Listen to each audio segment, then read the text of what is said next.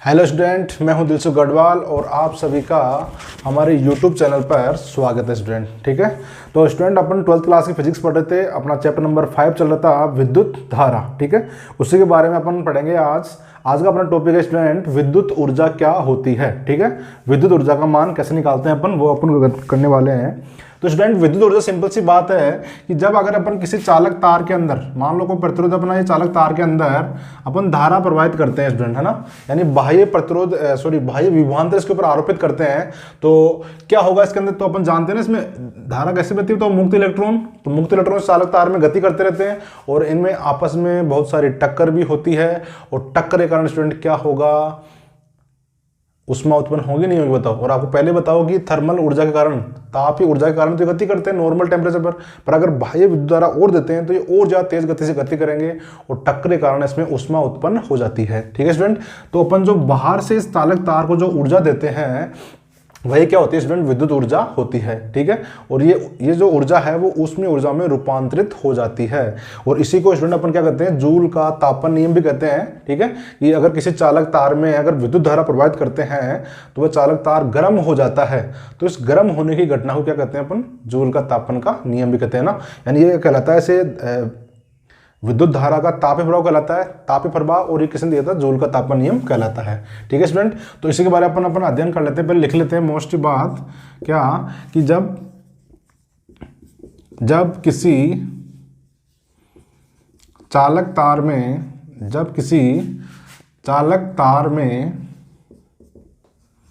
विद्युत धारा प्रवाहित करते हैं तो तार गर्म हो जाता है ना, तार गर्म हो जाता है और इस घटना को क्या कहते हैं, इस घटना को विद्युत धारा का तापीय प्रभाव कहते हैं। कौन सा प्रभाव, तापीय प्रभाव कहते हैं, है ना, तापीय प्रभाव कहते हैं। ठीक है, और इसका जो जितना अपन को एक्स्ट्रा अपन गति कराने में जो अपन कार्य कर रहे हैं और जो ऊर्जा दी जाती है वही क्या होता है अपना बताओ, इसकी विद्युत ऊर्जा कहलाती है। तो स्टूडेंट इसका अगर अपन मान निकालना चाहें तो कैसे निकालेंगे इसके अंदर, कि मान लो भाई इस एक चालक तार है, इसका प्रतिरोध R है। ठीक है, और इसके ऊपर बताओ अपन कुछ ना कुछ विभवांतर आरोपित करेंगे ना, तो फिर उसको कितना कार्य करना पड़ेगा। तो अपन यहाँ पे पहले अज्यूम्शन कर लेते हैं कि माना एक चालक जिसका प्रतिरोध मान लेते हैं ना अपन, जिसका प्रतिरोध कितना है, इसका प्रतिरोध मान लेते हैं अपन कैपिटल R। प्रतिरोध कितना मान लिया, कैपिटल R, और इसके जो सिरों पर विभवांतर कितना लगा रहे हैं अपन, सिरों पर विभवांतर V, इसके सिरों पर V विभवांतर आरोपित करते हैं ना।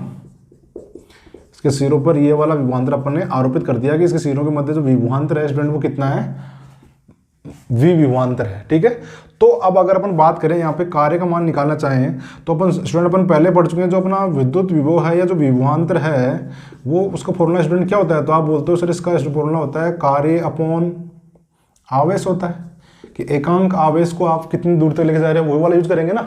तो यहाँ से अगर मैं कार्य का मान निकालना चाहूँ, इसका मतलब अगर W का मान चाहिए मेरे को, W बराबर, तो आप बोलोगे सर कार्य का मान तो कितना होता है, तो विभव इंटू क्या होगा, आवेश होगा, आवेश मतलब Q।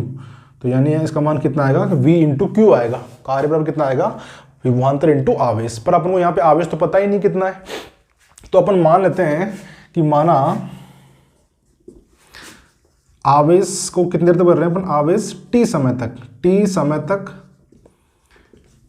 तक प्रवाहित करते हैं अपन।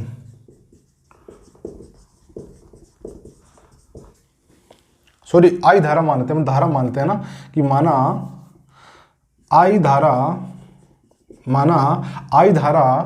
T समय तक प्रवाहित होती है। तो अगर धारा T समय तक बह रही है तो अपन जानते हैं कि धारा बराबर तो क्या होता है स्टूडेंट, तो आप बोलोगे आवेश बटा समय होता है। तो यहाँ से मैं आवेश का मान निकाल सकता हूँ क्या, तो आप बोलोगे सर यहाँ पे आवेश का मान आएगा Q बराबर I इंटू टी।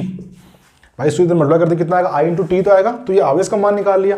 तो बताओ अगर अपन यहाँ से कार्य का मान निकालना चाहें स्टूडेंट डब्ल्यू बराबर, तो अब यहाँ बताओ कितना था कार्य, एक तो v था विभवांतर इंटू आवेश कितना है स्टूडेंट आई टी है, कितना है आई टी।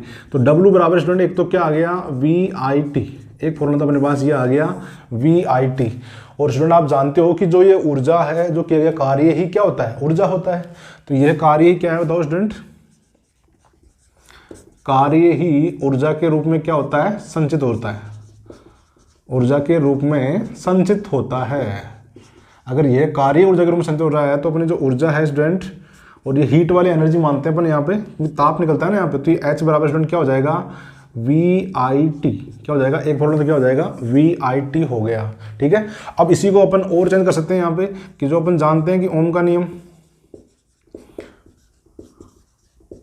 ओम के नियम से स्टूडेंट अपन क्या बोलते हैं यहाँ पे कि v इक्वल टू स्टूडेंट क्या होता है आई आर होता है, v इक्वल टू कितना होता है आई आर, है ना आई आर। ये वाला फॉर्मूला अगर यहाँ पे पुट कर दें अपन तो h इक्वल टू स्टूडेंट क्या आएगा, v बराबर आएगा अपने पास आई आर और इनटू पहले से कौन है आई टी। तो कुल मिला के इसको सोल्व करने पर कितना आ रहा है आई स्क्वायर आर टी, कितना आ रहा है आई स्क्वायर आर टी। तो यानी एक फॉर्मूला अपन ये भी बोलते हैं student I square R T, ये भी हो सकता है। ऐसे अगर एक अपन यहाँ से ओम के नियम से अगर यहाँ पे आई का मान पुट कर दे तो इसमें, तो आई बराबर क्या होगा बताओ वी अपॉन आर होगा। आई इक्वल टू कितना होगा, अगर हम यहाँ से आई की वैल्यू निकालें तो वी अपॉन आर आने वाला है। तो वी अपॉन आर अगर मैं यहाँ पे पुट करूँगा स्टूडेंट तो कितना आएगा एच इक्वल टू, इसका स्क्वायर करना है तो क्या आएगा ऊपर वी स्क्वायर और नीचे क्या आएगा आर स्क्वायर, और इनटू में स्टूडेंट कौन है आर टी है। यहाँ से आर से एक पावर कैंसिल आउट हो जाएगी तो अपने पास एच इक्वल टू कितना बच जाएगा student V square upon R T, कितना बचेगा V square upon R T हो जाएगा। ठीक है स्टूडेंट, तो ये तीन फॉर्मूले यूज कर सकते हैं अपन अपने आवश्यकता अनुसार। अगर वी और आई दे रखा है यानी विभवांतर और धारा दे रखी है तो ये वाला यूज करेंगे, केवल अपन को धारा ही दे रखी है और प्रतिरोध दे रखा है साथ में तो ये वाला, और अगर विभवांतर देकर प्रतिरोध दे रखा है तो ये वाला फॉर्मूला यूज कर लेंगे। ठीक है, इसमें समय से अपन मल्टीप्लाई कर कर, तो यही था जो नियम है, यही नियम कहलाता है जूल का तापन नियम ने। जूल ने भी यही बताया था कि जो ऊष्मा निकलती है ऊष्मा का मान कितना अपन निकालते हैं। ठीक है स्टूडेंट, तो ये अपने पास फॉर्मूले आ गए। तो अपने पास यहाँ से मालूम चला अपन को कि H के फॉर्मूले तीन फॉर्मूले हो गए, एक तो हो गया वी आई टी, एक हो गया आई स्क्वायर आर टी हो गया, और एक हो गया V square upon R T. ठीक है, तो तीन फॉर्मूले जो फॉर्मूले आवश्यकता अनुसार अपन यहाँ पे यूज करते हैं। और आपको पता है ये एक तरह से ऊर्जा है और इसका जो मात्रक है स्टूडेंट अपन क्या यूज करते हैं, इसका मात्रक जूल, है ना, ध्यान रखना मात्रक क्या यूज करेंगे अपन यहाँ पे, इसका जूल यूज करते हैं इस फॉर्मूले से निकले जो मान आता है।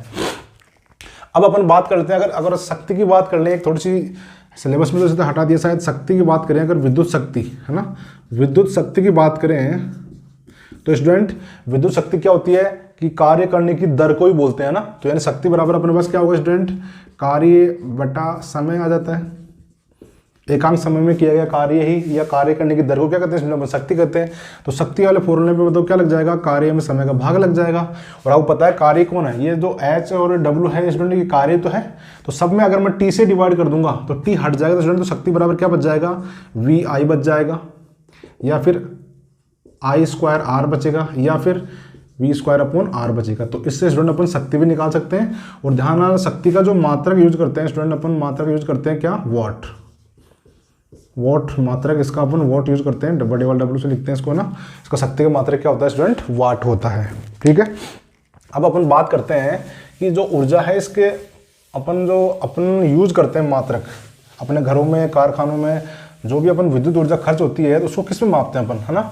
तो उसका मात्रक स्टूडेंट अपन यूज करते हैं, ऊर्जा का मात्रक किलोवाट घंटा, है ना, जो अपन यहाँ पे, और उसको अपन स्थानीय भाषा में क्या बोलते हैं, यूनिट बोलते हैं ना, क्या बोलते हैं, यूनिट, है ना। अपने घर में जो आता है ना बिजली का बिल आता है तो उसमें आता है कितनी यूनिट बिजली खर्च कर दी है अपन ने। तो जो ऊर्जा का मात्रक यहाँ पे अपन यूज स्टूडेंट क्या करते हैं, यूनिट यूज करते हैं। एक यूनिट बोलता हूँ मैं ना, एक यूनिट बराबर क्या होता है स्टूडेंट ना, 1 किलोवाट इंटू घंटा। 1 किलोवाट घंटा को बोलते हैं स्टूडेंट क्या, अपन एक यूनिट बोलते हैं ना। 1 किलोवाट घंटा जो ऊर्जा होती है उसी को क्या बोलते हैं स्टूडेंट, अपन एक यूनिट बोलते हैं। और अगर ये भी पूछ सकता है कि इसमें अपन पता है ऊर्जा अपन जूल में मापने, तो यहाँ पे अपन जूल में यूज नहीं करते कि जूल बहुत छोटा मात्रक रहता है, तो बड़ा मात्रक है अपना ये, है ना। किलोवाट घंटा या यूनिट क्या है, बड़ा मात्रक है। तो कोई पूछे भाई एक यूनिट के अंदर कितने जूल होते हैं, तो अपन यहाँ पे स्टूडेंट यूज करें यहाँ पे कि किलो मतलब स्टूडेंट कितना होता है, तो आप बोलोगे सर 10,000 सॉरी 1000, किलो मतलब कितना होता है 1000 होता है 10⁻3, और इनटू यहाँ पे मात्रा का अपन जो यूज करेंगे सेकंड में होना चाहिए। तो यहाँ पे घंटा है तो बताओ 1 घंटे में 60 तो मिनट होती हैं, और 60 मिनट के अंदर फिर सेकंड बदलेंगे तो 1 मिनट में 60 सेकंड भी होती है, ठीक है। तो इन सबको अगर मल्टीप्लाई करें तो ये अपने पास कितना जाएगा, तो 36 हो जाएगा एक तो, और ये पावर कितने हो गए स्टूडेंट, यहाँ पे 5 हो गई ना, 50 है ना, 35 ये हो गया अपने पास। और ये यहाँ पे कितना जाएगा स्टूडेंट इसका, तो वाट और इनटू सेकंड, यानी कि मतलब क्या हो जाएगा, ये जूल हो जाएगा इस तरह से, ठीक है। तो इसको ऐसे भी लिख सकते हैं अपन, एक पॉइंट में यहाँ पे लगा दूँ 3.6 कर दूँ यहाँ पे, अगर एक पॉइंट यहाँ लगा रहा हूँ तो यहाँ पे इधर एक पावर ऐड करनी पड़ेगी एक्स्ट्रा, यानी 10⁻6। तो ये ध्यान रखना 1 यूनिट इक्वल टू, जो अपने एक यूनिट है स्टूडेंट वो 3.6 into 10⁻6, 1 unit equal to 3.6 into 10⁻6 जूल के बराबर होता है। एक यूनिट बोल दो या 1 किलोवाट घंटा ना, ये इक्वल होता है किसके, 3.6 इंटू 10⁻6 जूल के बराबर। ओके स्टूडेंट, तो ये भी आप ध्यान रखना। स्टूडेंट अपने जो पिछले वीडियो क्वेश्चन था वो आपको सोल्व कर लेते हैं अपन। क्या क्वेश्चन था स्टूडेंट, याद है आपको कि यहाँ पे 8 ओम प्रतिरोध था, इसका आंतरिक प्रतिरोध स्टूडेंट क्या था 2 ओम था, और यहाँ पे 12 वोल्ट की एक बैटरी लगी हुई थी, ठीक है, सेल लगा हुआ था अपना, है ना।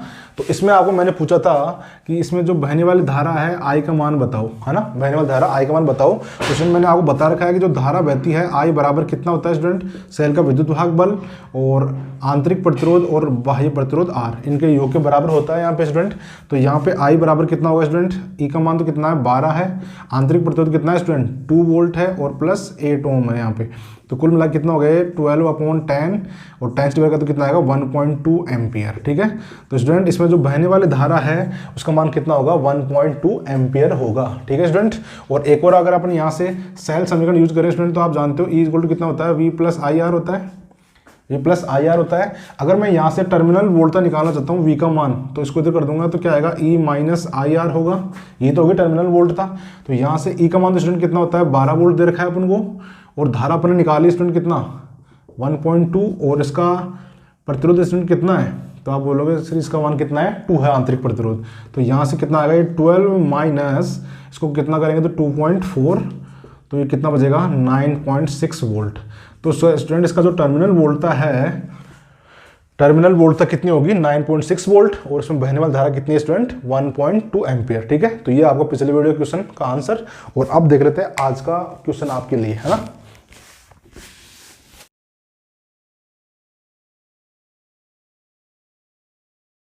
हाँ तो स्टूडेंट ये देखो आप आज का सवाल देखो आप कि अपने पास एक कुंडली है स्टूडेंट, और इस जो कुंडली का एक ये कुंडली है स्टूडेंट, है ना, कुंडली है, और इसका जो कुंडली का रेजिस्टेंस है प्रतिरोध है स्टूडेंट वो कितना है 4.2 ओम, है ना। कितना दे रखा है 4.2 ओम दे रखा है, इसका प्रतिरोध दे रखा है, ठीक है स्टूडेंट। और इसमें जो बहने वाली धारा है स्टूडेंट आई, इसका मान दे रखा है 2 एम्पियर, ठीक है। और ये जो धारा बहती है स्टूडेंट ना, इसमें जो आपको टाइम देता हूँ मैं समय, कितना दे रखा है 10 मिनट, है ना, 10 मिनट तक धारा बहती है। एक कुंडली है 4.2 ओम प्रतिरोध रेजिस्टेंस की है, और 2 एम्पियर की धारा 10 मिनट तक बहती है स्टूडेंट। तो इससे जो निकलने वाली ऊष्मा है वो ऊष्मा का मान ज्ञात करना है ना, ऊष्मा, और यानी कि आपको बता रखा है स्टूडेंट मैंने, ऊष्मा निकालो या विद्युत ऊर्जा एक ही बात है, इस ऊष्मा का मान ज्ञात करना है, और वो भी किसमें स्टूडेंट कैलोरी के अंदर, ठीक है, कैलोरी के अंदर ना, जूल में नहीं, कैलोरी के अंदर ज्ञात करो कि कितनी ऊष्मा इसमें उत्पन्न होगी, ठीक है स्टूडेंट। तो इस वीडियो का जो आंसर है इस क्वेश्चन का वो आप कमेंट बॉक्स में देना है, बिल्कुल मत भूलना आप, है ना। और वीडियो को लाइक और शेयर करना बिल्कुल मत भूलना, और मजे के साथ पढ़ते रहना घर पे ही। Okay bye, thank you.